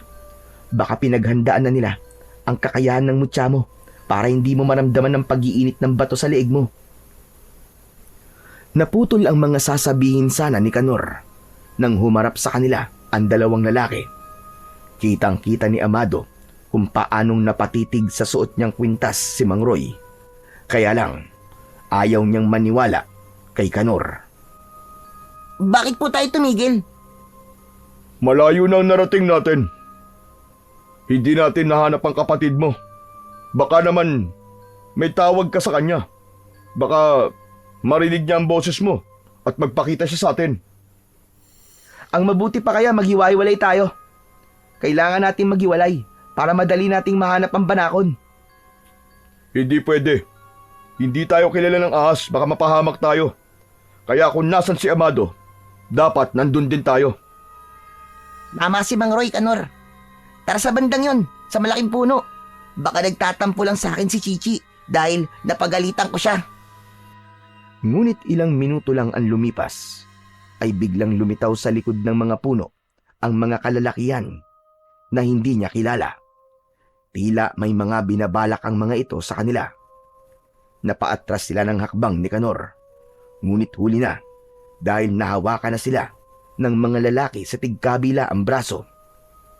Nabawi ng mga ito ang kanilang sandata at sapilitan yon na kinuha sa kanila. Bigla na lamang naramdaman ni Amado ang paghampas ng matigas na bagay sa kanyang likod at agad siyang nawalan ng malay. Mahinang boses at pagsipa ni Kanor ang narinig ni Amado. Nang magising siya, iginala niya ang kanyang nanlalabong paningin sa paligid. Nagulat siya nang nasa gitna sila ng malawak na damuhan. Nakagapos ang kanilang kamay sa posting nakatayo sa gitna ng damuhan. Pinalilibutan sila ng mga tao. Maliwanag ang lugar ngayon dahil sa liwanag ng buwan kasama ang sulo na kawayan. Sabi ko na sa iyo niloko nila tayo, Amado. Siya ang pinuno ng aswang. Kasabwat nila si Lolo Taro. Si Chichi nawawala siya. Ang kakambal mo ang hinahanap nila para sa sinasabing ritual. Pagsasamahin nila ang dugo nyo, sa kanila iinumin. Nalaman ko na ang epekto ng inyong dugo sa katawan ng mga aswang na gabunan ay ang paglakas ng kanilang kapangyarihan at pagpapanatili ng kanilang kabataan. Hindi sila tatanda kailanman. Kalaban ka rin ba, Kanor? Bakit lahat na lang ng pinagkakatiwalaan namin ay kalaban ko? Iba ako sa kanila, Amado. Kakampi niyo ako rito. Ipagdasal mo na hindi nila mahanap ang kakambal mo para hindi nila maisagawa ng tuluyan ng ritual ng pagsalubong sa liwanag ng buwan. Inilinga ni Amado ang kanyang paningin sa paligid. Hinanap niya kagad ang matandang nagtraidor sa kanila ni Chichi. Hindi niya akalain na palabas lamang ng matanda ang pagtulong sa kanila. Naisahan sila ni Lolo Taro. Nakuyom niya ang kanyang kamao nang dahil sa labis na galit at puot. Ngayon na lamang nagiging malinaw sa akin ang lahat ng mga nangyayari. Maaaring si Mang Roy ang anak ni Kakang Sela at si Lolo Taro naman ang asawa ni Kakang Sela. Isang pamilya sila na nagigiganti sa pamilya mo, Amado. Dahil ang mag-asawang manunugis ay ang mga magulang mo. Sila ang pumatay kay Kakang Sela. Kung ganon, lahat ng mga sinabi nila sa akin ay bahagi lamang ng kanilang pagpapanggap para mahuli kami. Niloko niya kami. Kailangan natin makatakas dito. Uunahan natin sila sa paghahanap kay Chichi. Lalo na at alam nila kung ano ang kahinaan mo. Pero paano tayo makakatakas dito, Kanor? May bitan lubid sa mga kamay ko. Oh. Sinubukan ni Amado na kumawala sa pagkakagapos sa lubid. Pero hindi siya makaalis. Hindi nagtagal ay dumating na ang mga alagad ni Mang Roy kasama si Lolo Taro na nakangisi habang nakatingin sa kanya. Lumapit ang matanda sa kanya at naupo sa kanyang harapan. Ayos ba ang palabas ko, Amado? Ito na ang katapusan nyo. Napakasama niyo, Lolo Taro. Akala ko totoo kayong mabuting tao. Kaya pala natuntun ng halimaw mong anak ang tirahan ng mga magulang ko ay dahil kayo nagsabi sa kanila. Nagpanggap pa kayong albularyo ng nanay ko para malaya kayong makapaghiganti sa mga magulang ko. Migil ka. Kahit papano naman, ay binigyan ko kayo ng pagkakataon para mabuhay kayong magkapatid. Hinayaan ko kayong magsama. Malas lang at nakatakas ang kapatid mong banakon.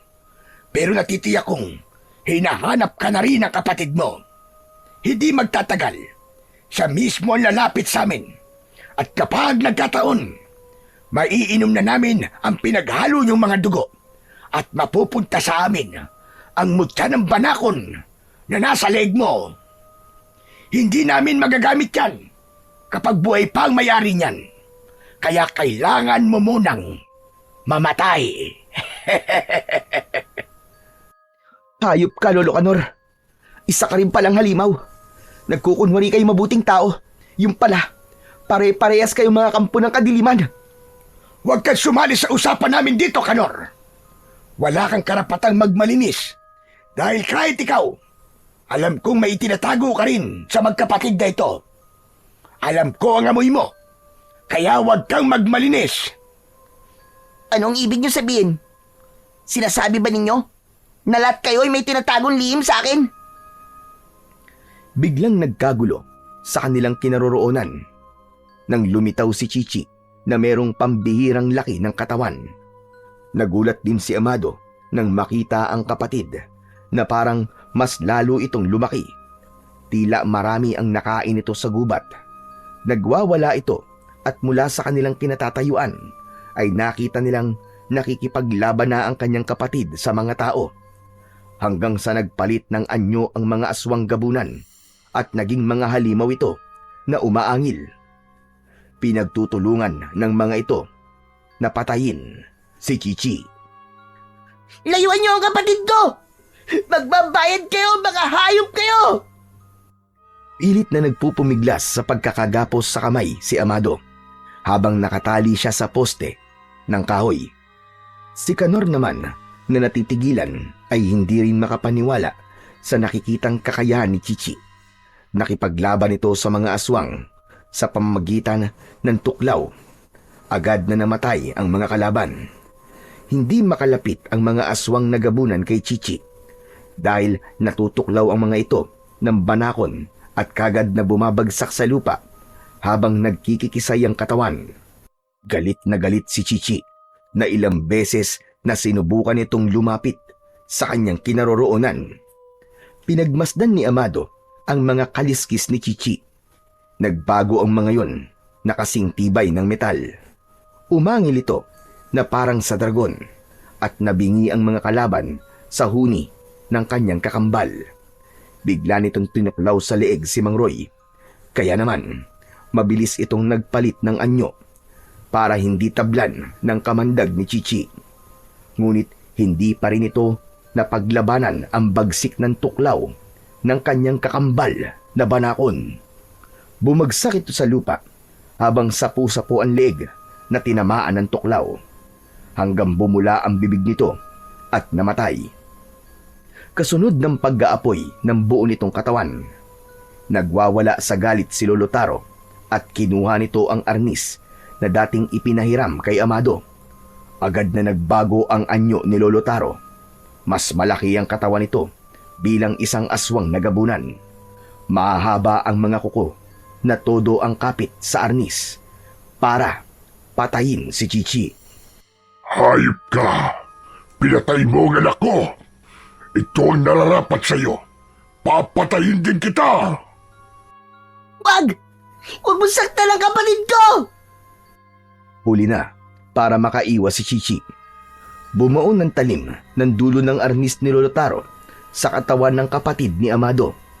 Kitang-kita niya kung paanong namilipit sa sakit ang kanyang kapatid. Inulit pa ng matanda ang pagsaksak sa katawan ng banakon na si Chichi. Ramdam na ramdam din ni Amado ang sakit sa pagbaon ng talim sa katawan ni Chichi. Hindi na napigilan ni Amado ang matindi niyang galit at bugso ng kanyang damdamin. Naramdaman niya ang pag-iinit ng suot niyang kwintas, pati ang pagtubo ng mga kaliskis na parang ahas sa kanyang balat. Hanggang sa kanyang muka ay lumitaw ang malabanakon na kaliskis. Gumapang ang liwanag na nanggagaling sa kanyang suot na mutya. Nagbago rin ang kulay ng kanyang mga mata. Nagkulay dilaw at lumakas ang kanyang katawan.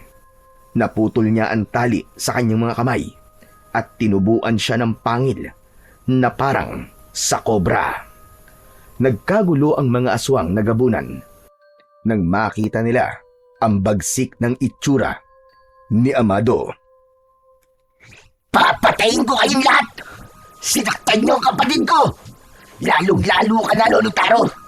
Pagbabayaran mo ngayon ang pagpatay sa mga magulang ko! Posible!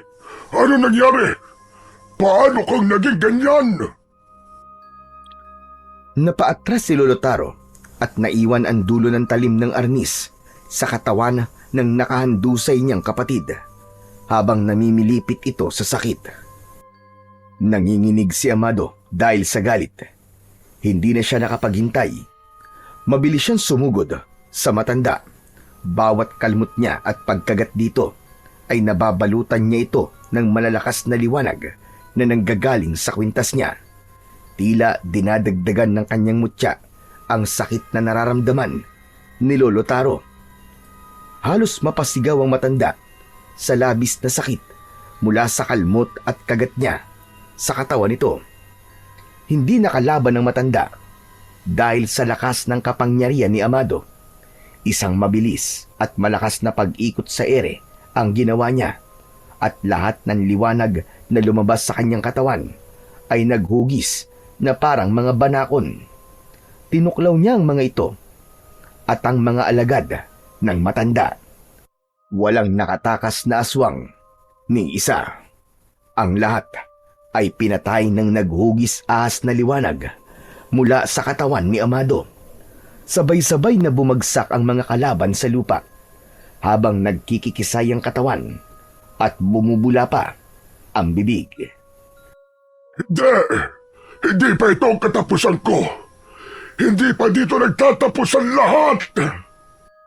Nagkakamali ka! Ito na ang katapusan ng mga lahi nyo! Hindi nyo na magagamit ang dugo namin magkapatid para sa kapangyarihan mo at paggawa ng mga aswang sa baryo ito. Pagmasdan mo ang nabuong liwanag mula sa aking mutya. Lahat sila ay naghugis banakon na siyang tatapos sa buhay mo para sa pamilya ko na pinatay mo. Dahil pinatay ng mga magulang mo ang asawa ko. Dapat lang dahil kampon kayo ng kadiliman. Nilapitan ni Amado ang matandang nakabaluktot dahil sa sakit ng maraming sugat nito sa katawan. Hinawakan niya ang pisngi ng matanda at siya mismo ang kumagat sa leeg nito. Ibinaon niya ang kanyang mahabang pangil sa laman nito sa leeg, kasabay ng pagsasama-sama ng mga hugis na banakon na liwanag sa kanyang katawan. Nasunog ang katawan ng pinakapinuno ng mga aswang na si Lolo Taro. Kumislap ang liwanag ng kaliskis ni Amado, habang si Canor naman na nakagapos pa rin ay bumalot ang malakas na liwanag sa katawan nito. Saka lamang natanggal ni Canor ang gapos sa mga kamay. Nagbago ang itsura ni Canor. Nagkaroon ito ng matulis na tenga, singkit na mga mata at manipis na labi. Ang kulay ng mga mata nito ay naging asul at nagkaroon ng liwanag sa mahaba nitong damit. Nawala na rin ang liwanag at kaliskis ni Amado sa kanyang katawan. Pati ikaw? Hindi ka normal na tao? Sino ka ban talaga, Kanor? Ako ang diwatang nawala ng kapangyarihan dahil isinilang ang batang may kambal na ahas na banakon. Ngunit ngayon, ninagamit mo na ang kapangyarihan mo at lumitaw na yun sa katawan mo, bumalik na rin ang kapangyarihan ko bilang isang diwatang nangangalaga sa kalikasan. Patawarin mo ako at kinailangan kong magkunwari para mabantayan ko kayo ni Chichi. Ha? Bakit mo kami binabantayan, Kanor? Dahil sa oras na makuha nilang kapangyarihan mo, hindi na maibabalik sa akin ang kapangyarihan ko. Totoong ulila na ako sa mga magulang dahil pinatay sila ni Lolo Taro para sa kapangyarihang buhayin si Kakansela. Ngunit ang pagbubuhay sa isang tao na patay na ay isang labag na kautusan sa dakilang lumika. Kaya ito ang naging kapalit. Nawalan ako ng kapangyarihan dahil sa ipinainom nila sa akin at napunta ang kapangyarihan ko sa batang isisilang na may kambal na banakon. Pero, bakit hindi nawala ang kapangyarihan ko? Gayong, nasa iyo na ang kapangyarihan mo. Dahil nakilala ka ng kapangyarihan ng mutya ng banakon. Bahagi ka ng aking kapangyarihan. Kaya't gamitin mo lang yan sa kabutihan. Yan mismo ang kambal mutya mo. Magiging isa ka ng babaylan na may kakayahang makipag-usap sa mga katulad kong diwata. Takalang naalala ni Amado ang kanyang kapatid na si Chichi. Kaya naman, nilapitan niya ito at niyakap ng maigpit. Ichi! Kapatid ko! Lumaban ka! Huwag kang mamamatay! Patawarin mo ako! Hindi kita kaagad natulungan! Matutulungan mo siya, Amado. Dahil ang dugo niyo ay may kakayahang makapagpagaling ng sugat ng bawat isa. Hiwain mo ang palad mo at ipatak mo sa kanyang sugat ang dugo mo. Mawawala ang kanyang sugat at babalik sa dati ang kanyang lakas. Kapag ikaw naman ang nasugatan, tuklaw naman niya ang magiging gamot sa sugat mo. Ginawa ni Amado ang sinabi sa kanya ng diwatang si Kanor.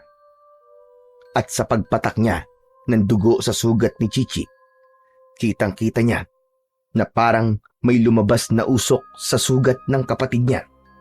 Unti-unti yung naghilom. Bigla niyang nakita ang hinaharap ng kapalaran nilang dalawa na magkapatid. Isang pangitain sa kanilang kinabukasan. Nakita ni Amado ang kapatid niyang si Chichi na magiging isang manggagamot. Kasama niya. Tatanda silang magkasama sa isang baryo na malayo sa gulo. Tila nakita rin ni Kanor ang pangitain na yon sa magkapatid. Kaya't masaya itong nagsalita. Kung ganon, kayong dalawa nga ang nakatakda na maging manggagamot ng mga tuklaw ng ahas.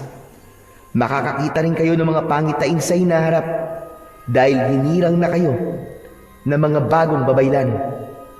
Sa pagsasama ng inyong dugo, nananalitay na sa inyong ugat ang kakayahan ng pagiging isang mahusay na babaylan. Kanor, totoo ba yung sinasabi mo? Oo, Amado. Nagkaroon ka ng kakayahang makipag-ugnayan sa espiritual na aspeto ng pagsilip ng hinaharap ng isang tao. Magkakaroon ka ng mga pangitain, ngunit hindi mo maaaring baguhin ang mga itinakda. Kaya sinabing babaylan, ang ibig sabihin nun ay pagbibigay ng babala sa isang tao para sa kanyang hinaharap. Hindi ka maaaring makialam sa kapalaran ng taong hihingi ng tulong sa inyo na malaman ang kanilang kapalaran. Naramdaman ni Amado ang paggalaw ni Chichi at gumapang sa kanyang leeg. Medyo mabigat na ang kanyang kapatid dahil lumaki na ito. Maya-maya pa ay nagsidatingan na ang mga taong bayan at nasaksiyan pala nila ang pakikipaglaban ng magkapatid sa mga aswang na gabunan. Kaya naman, ginawa ng mga ito ang lahat para iparamdam ang taus-puso nilang pasasalamat sa ginawa ng magkapatid. Ipinagpagawa sila ng mga ito ng bahay na matutuluyan. Bagamat si Amado lamang ang nakakakita kay Kanor, ay sobra siyang nagpapasalamat sa diwatang hindi sila iniwan at sinamahan sila sa bahay kubong ginawa ng mga tao. Magmula ng gabing yun, ay tuluyan ng nawakasan ang paggasik ng lagim ng mga aswang na gabunan, habang ang magkapatid ay nanatiling manggagamot ng mga tuklaw ng ahas o kahit na anong karamdaman na kayang pagalingin ng magkapatid. Marami ang humanga sa kanila at hindi na sila itinuring na mga salot. Sa halip, naging sikat sila dahil marami na silang natulungang mga tao. Nanatili silang mapagkumbaba at tumulong ng walang kapalit, habang si Chichi naman ay nanatili sa tabi ni Amado. Igalang ang kalikasan at mga nilalang nito. Hindi lahat ng hayop ay dapat katakutan. Ang iba ay tagapangalaga ng balanse sa kalikasan. Ang pagkakaroon ng mutya at kambal na banakon ay maituturing na isang biyaya, dahil magkakaroon ka ng kapangyarihang makapagpagaling ng malulubang karamdaman.